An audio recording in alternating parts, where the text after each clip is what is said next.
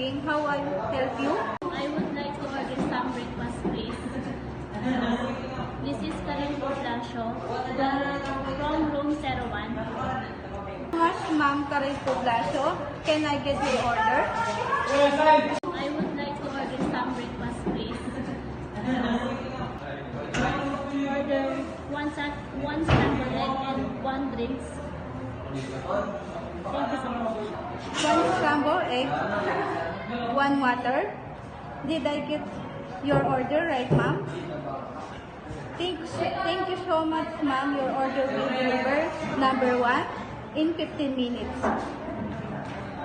Thank you so much, ma'am. Order is Karen Poblacio, room number 1.